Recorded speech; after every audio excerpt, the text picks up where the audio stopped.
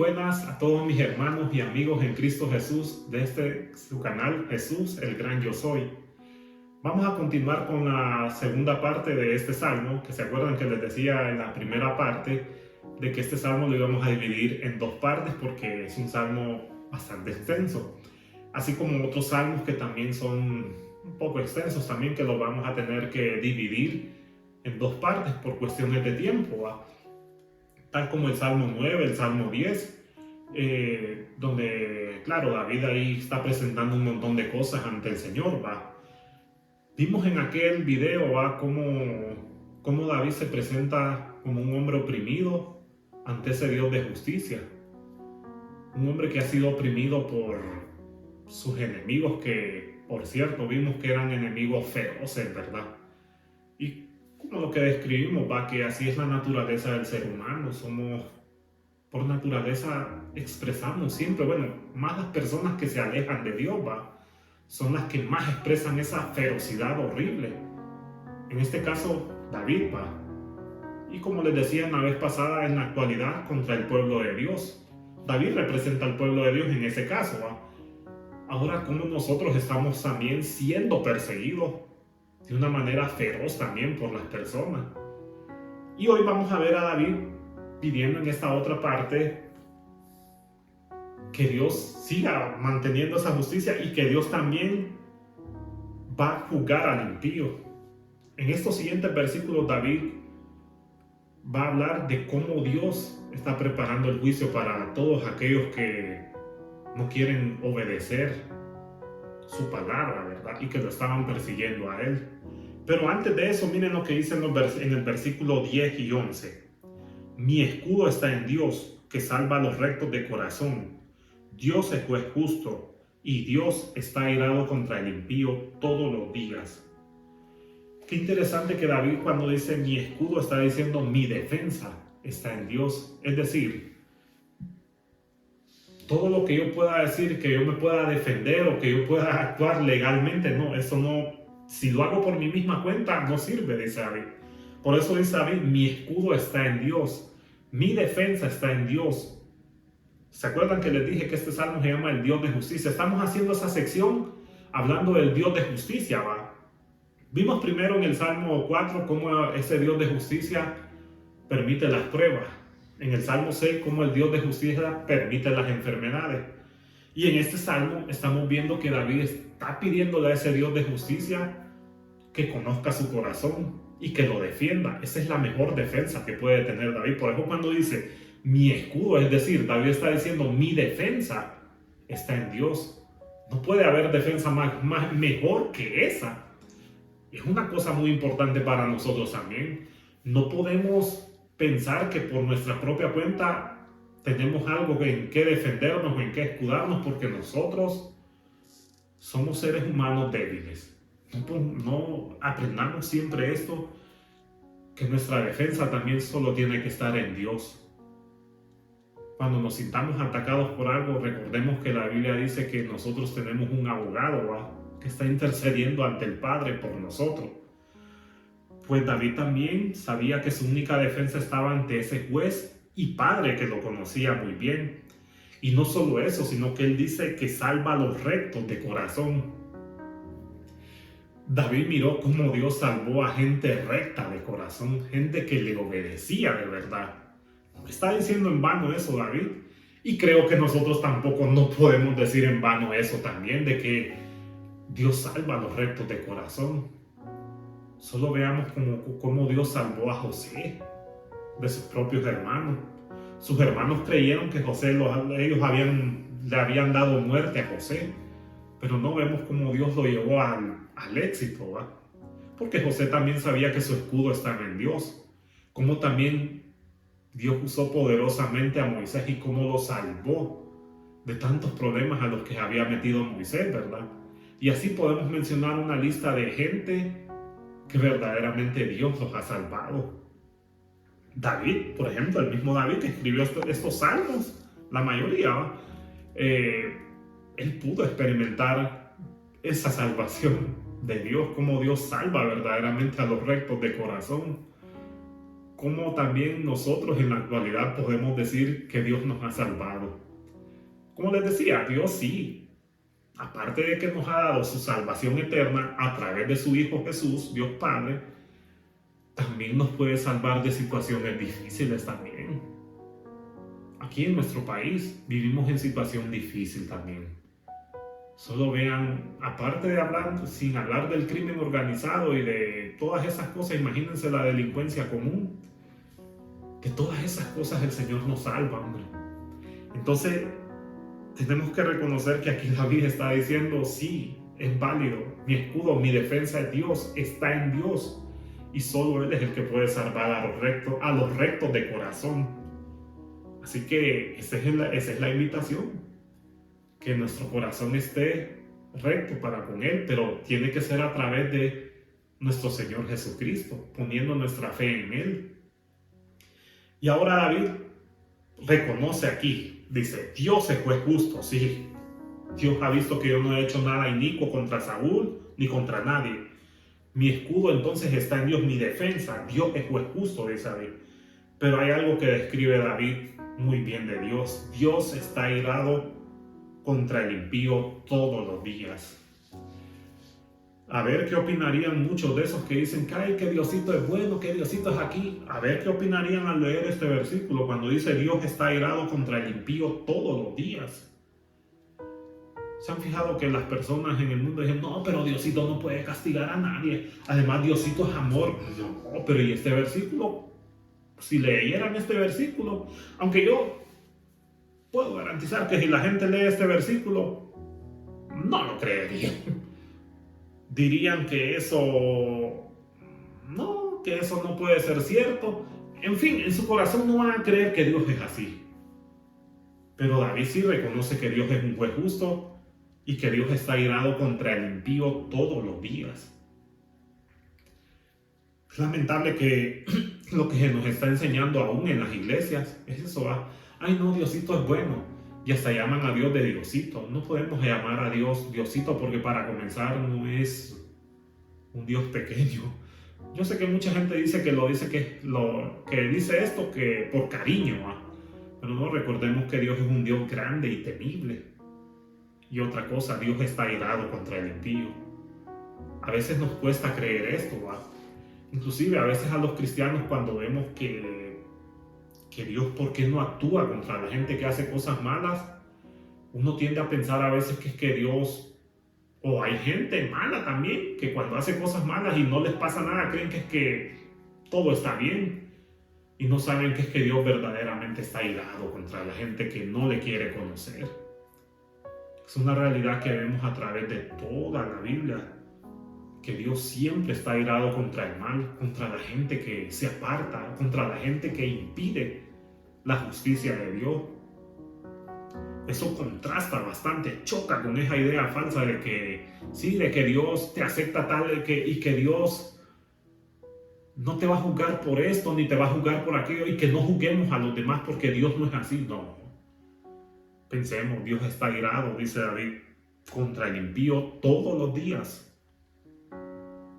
Si no les ha pasado algo malo a esa gente mala, precisamente por lo que vamos a ver en este siguiente versículo. Si a esas personas malas no les ha pasado algo malo, es precisamente por esta razón. Si no se arrepiente, Él afilará su espada. Armado tiene ya su arco y lo ha preparado. Asimismo ha preparado armas de muerte. Ha labrado saetas ardientes. Qué increíble que David está diciendo Dios es un juez justo y Dios está airado contra el impío. Pero David reconoce algo muy importante de ese Dios justo. Dice, si no se arrepiente. Aquí vemos que Dios es santo y va a castigar la maldad. Pero si el impío se arrepiente, Dios lo puede perdonar. Ojo que David está haciendo esa excepción ahí. Qué importante que veamos cómo David nos menciona esa pequeña oración. Esa pequeña expresión que dice, si no se arrepiente, como dando a entender. Si el impío se arrepiente, pues bueno, Dios lo va a perdonar, porque es un juez justo, pues. ¿Cierto o no es cierto? Entonces la idea aquí de David es, bueno, si el impío quiere evitar el castigo que está describiendo, de que Dios va a afilar su espada, que armado tiene ya su arco y lo ha preparado, y que asimismo ha preparado armas de muerte y ha labrado saetas ardientes, lo único que esa persona tiene que hacer es arrepentirse. Pensemos por un momento, dice Ezequiel capítulo 33, lean todo el capítulo de Ezequiel capítulo 33. Obvio que yo solo le voy a resumir un poco porque no le voy a leer todo el capítulo, ¿verdad? Dice así: vivo yo, dice Jehová, que si el impío dejare su mal camino, yo no lo destruiré, dice el Señor. Le daré vida, dice. Es literal como lo dice Ezequiel. Así es la idea, pues. Dios también es un juez justo, y si el impío se arrepiente, Dios lo va a perdonar y va a evitar el castigo. Y si ustedes dicen que no es cierto eso, pensemos en Nínive, pues.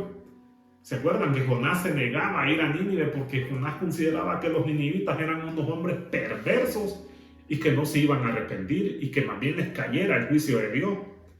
Pero a pesar de que los ninivitas eran una gente perversa, malvada, cruel, principalmente con los israelitas fueron muy crueles, pero ellos se arrepintieron. ¿Y qué pasó con eso? ¿Qué pasó después? Se evitó el juicio, ¿va? Esa nación, dice la Biblia, se arrepintió desde el rey hasta el animal. Hicieron un ayuno. Tanto fue el arrepentimiento que Dios evitó el castigo. Entonces sí, David cuando dice aquí, si no se arrepiente, pues el enemigo va a recibir su castigo, obviamente, ¿va? Bien, entonces vemos que Dios es juez justo y que si el impío no se arrepiente, entonces Dios sí va a preparar su armería. Porque aquí David nos está hablando de una forma humana de Dios. Eso es que en la teología se conoce como antropomorfismo. ¿Qué significa antropomorfismo? Pues darle cualidades humanas a un ser que no se ve o a un ser inanimado. En este caso, como Dios es un ser que no lo vemos, porque Dios es espíritu, dice la Biblia, ¿va? David está atribuyendo a Dios una figura de un hombre que está agarrando su espada, afilando su arco, y cuando dice saetas es que está preparando sus flechas para destruir al impío. Qué pintoresco nos describe David a ese Dios justo, ¿va? Dice David que Dios no está de acuerdo con las cosas que hacen las personas impías, de que Dios verdaderamente tiene preparado todo un juicio para todos aquellos que no quieran arrepentirse. Entonces ese es el llamado que Dios nos está haciendo, que esas personas se arrepientan, pues. La gente cree que Dios no va a traer un juicio sobre ellos. Claro que sí va a traer un juicio. Claro que Dios tiene preparado un montón de cosas fuertes contra todas aquellas personas que no se quieren arrepentir de sus malos caminos. David está describiendo a David como ese juez que va a aniquilar al impío con su espada, que le va a enviar ese montón de flechas. Es un juicio muy fuerte el que está hablando el salmista aquí. Entonces, ¿de dónde surge ese concepto? Claro, de la misma mentalidad depravada de los seres humanos, ¿verdad? De que Dios es amor. No, de que Dios cómo va a enviar a la gente al infierno, cómo Dios va a castigar a la gente. No, aquí queda contrariado todo eso. Él va a afilar su espada, como dice que Él va a preparar un juicio terrible contra todas aquellas personas que no se quieran arrepentir. Y viene y dice aquí, ya que Dios tiene preparado ese juicio para todos aquellos que no se quieran arrepentir, David describe cómo es la maldad de los seres humanos, ¿va? Dice aquí en el versículo 14 y el 15 y el 16, estos tres versículos, dice: he aquí, el impío concibió maldad, se preñó de iniquidad, dio a luz engaño, pozo ha cavado y lo ha ahondado, y en el hoyo que hizo caerá. Su iniquidad volverá sobre su cabeza, y su agravio caerá sobre su propia coronilla. Qué interesante el concepto familiar que usa David sobre la maldad de los impíos, ¿va? Usa el concepto de cómo se da naturalmente la concepción, pues el embarazo.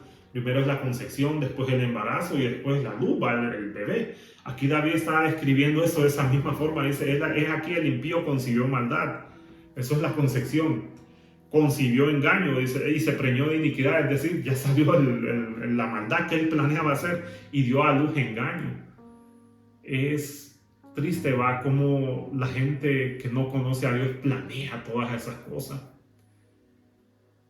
de continuo piensa el mal, dice Pablo allá en Romanos, va, que el ser humano, su corazón de continuo solo piensa el mal. David en el Salmo 14, como lo vamos a ver más adelante, si Dios lo permite, claro, ¿va? David escribe que no hay ser humano que no busque a Dios. Aquí está describiendo David cómo somos los seres humanos, pues, o cómo esas personas que se apartan de Dios están concibiendo la maldad, pues. Esto se parece bastante a lo que dice Santiago en el capítulo 1, ¿va? Miremos lo que dice Santiago en el capítulo 1.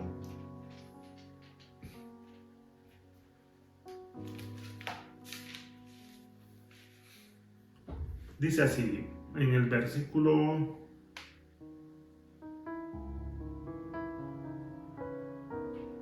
Ay, perdón, estoy confundido. En Santiago capítulo 1, en el versículo 15 dice: entonces la concupiscencia, después que ha concebido, da a luz el pecado, y el pecado, siendo consumado, da a luz la muerte. Qué interesante que las personas que no conocen a Dios se llevan esta terrible mentira, se recrean en esta terrible mentira de que ellos van a lograr sus cosas. Pero el problema es que el pago de todo esto es la muerte. Y la muerte física y espiritual. Porque mucha gente dice, no, todo queda aquí. Aquí se paga todo. No. Que por cierto es un concepto que no es del todo 100% seguro. Hay gente que sí se va, sí las paga aquí, pero hay gente que hace cosas malas y no las pagan aquí. Entonces aquí David lo que está dando a entender es que no, las personas que no se quieren arrepentir, el impío que no se quiere arrepentir o la persona que no se quiere arrepentir, va a recibir su castigo y lo que va a recibir es la muerte, pues. Es triste pensar, va, que las personas que no conocen a Dios trabajan para un amo que el salario que les va a pagar es la muerte. Y no solo la muerte física, sino espiritual. Mucha gente sirve a los intereses de Satanás, aunque digan que no. Aunque digan de que ellos no están en eso. No, mentira, sí están de cierta manera engañados. Ahí está, dio a luz engaño. Dice el salmista que las personas que no quieren conocer a Dios están engañadas, pues. Ese es el engaño que reciben de acuerdo a su concupiscencia, de acuerdo a su maldad, pues. Conciben maldad para, según ellos, seguir inquiriendo o seguir haciendo maldades, pues. Pero no se dan cuenta que al final ellos son los que están engañados. ¿Cómo lo vemos en el mundo actual esto hoy? Solo vean cómo se está promoviendo el mal de una forma ya prácticamente descarada. Y sobre todo en el área del ocultismo, de lo satánico. Cómo ya mucha gente está engañando a millones de masas creyendo de que eso es lo correcto. Prácticamente como adorar a Satanás ya es bueno. Eso es uno de los engaños más horribles. Están cavando, como dice David, ese pozo. La gente está afanada. La idea ahí es que el impío está cavando, está logrando sus propósitos de que él quiere hacer caer a los demás. En este caso a los que conocen a Dios, a nosotros los que conocemos a Dios. Y lo ha ahondado, pero dice David, en el hoyo que hizo él mismo caerá. Porque una persona es lo que cosecha, pues siembra lo que cosecha, pues. Los impíos creen que al hacer eso van a engañar a Dios y que se van a salir con la suya. Pero lo que no se dan cuenta es que están sembrando su propio castigo. Porque de Dios no se van a burlar jamás. Eso es indiscutible. Dios más bien les tiene preparado un juicio con armas, como escribe David aquí, figuradamente, ¿va? David aquí está dando a entender que Dios va a traerles un juicio más bien. Pero todas estas personas que hoy vemos en la actualidad que se están burlando de Dios, que hacen chistes vulgares de Jesús o que ofenden a Jesús usando su nombre de una forma blasfema, piensan que se van a salir con la suya. No tienen idea que más bien esa misma maldad se les va a volver a ellos. Miren lo que dice David en el versículo 16. Su iniquidad volverá sobre su cabeza y su agravio caerá sobre su propia coronilla. Qué increíble que toda esta gente que no quiere reconocer eso, ese es el mismo pago que van a recibir por haberse burlado y por haber negado la verdad. Y ejemplos de esto los podemos ver, por ejemplo, en personas que se han olvidado de Dios. Por ejemplo, Friedrich Nietzsche. Friedrich Nietzsche decía que Dios había muerto. Y qué interesante que él al final de sus días terminó enloquecido, ¿va? Y terminó también con problemas mentales muy fuertes. Bueno, y también terminó inclinándose hacia el homosexualismo, ¿va? Pero lo interesante de todo esto es que Friedrich Nietzsche, cuando murió, pusieron en su lápida: Dios no está muerto, Friedrich Nietzsche sí. ¿Se fijan cómo las personas que no conocen de Dios reciben su propio castigo? Y así podemos ver ejemplos de gente que se han apartado de Dios, que se han olvidado de Dios, y que Dios más bien les tiene preparado un juicio. Así que el pecado lo único que va a traer es la muerte. Por eso bien dice Pablo en Romanos capítulo 6, versículo 23, dice así: porque la paga del pecado es muerte, y muerte física y espiritual, mas la dádiva de Dios es vida eterna en Cristo Jesús. Qué increíble que la gente se esfuerza por hacer lo malo solo para recibir un salario de muerte, trabajando para un patrón que los va a tratar mal, que no les va a dar nada bueno, en vez de recibir el don de la vida eterna gratuitamente. Qué increíble que esa es la religión de todas las personas que no quieren conocer al Dios verdadero. Se afanan por hacer lo malo, según ellos, recibiendo algo bueno, y no se dan cuenta que pues lo que van a recibir sobre sus propias cabezas es el castigo eterno de Dios. Porque esa es la paga del pecado, la muerte, tanto física y espiritual. ¿Qué mejor que recibir ese don gratuito de la vida eterna, sin necesidad de esforzarse? Lo único que hay que hacer es creer en el Hijo de Dios. Y así terminamos este estudio, ¿va? Como dice David, que Dios es juez justo y que Dios nunca va a estar de acuerdo contra los impíos. Pero que él sabe que en Dios está su defensa, en Dios está su protección. Y si sabe que Dios está en su protección, o sea que Dios lo protege y que Dios defiende su causa, viene David y termina concluyendo este versículo con esto. Dice: alabaré a Jehová conforme a su justicia y cantaré al nombre de Jehová el Altísimo. David comienza diciendo algo comenzó diciendo: Jehová, ¿a quién iré? Solo a ti. Jehová Dios mío, en ti he confiado, sálvame de todos los que me persiguen. Bueno, ya Dios le mostró a David cómo lo iba a salvar, y David nos presenta cómo actúa ese Dios justo. Ahora lo único que hace David en un tono elevado de alegría, por eso les decía al principio, en la primera parte, que este es una oda. David está elogiando las cualidades grandes que tiene este Dios, cualidades buenas. Eso significa una oda, que David está elogiando a esta persona, en este caso a Dios. Alabaré a Jehová conforme a su justicia y cantaré al nombre de Jehová el Altísimo. Esto tiene que ser algo para lo cual nosotros tenemos que día a día darles alabanza a nuestro Dios, porque es un Dios justo. Y cuando dice alabaré a Jehová, no quiere decir solamente, no se limita solo a una canción, ¿va? Está hablando de que con nuestra vida alabemos al Señor. Recuerden que la mejor forma de alabar al Señor no solo es cantando. Claro que es bueno alabar al Señor, literalmente, cuando nos congregamos en la iglesia. Claro que es importante alabar al Señor. Pero recuerden que una mejor alabanza para Dios es una vida consagrada a Él. Esa va a ser la mejor alabanza que le podamos dar a Dios. Una vida llena de obediencia. Una vida que verdaderamente reconozca que somos seres finitos y que necesitamos de Dios. Esa es la verdadera alabanza, y tenemos que alabarlo así porque Él es un Dios de justicia. Él nos ha salvado. Y cantaré al nombre de Jehová el Altísimo. Este es un canto que todos los redimidos tenemos que tener siempre en nuestra boca, en nuestra mente, en nuestra vida. Todos aquellos que hemos sido redimidos por la gracia de Dios y que hemos reconocido que en nosotros vive un Dios de justicia, tiene que ser siempre un canto de agradecimiento para nosotros. Entonces, ese es el llamado que nos está haciendo David a ustedes que me están viendo ahí por este canal y a mí.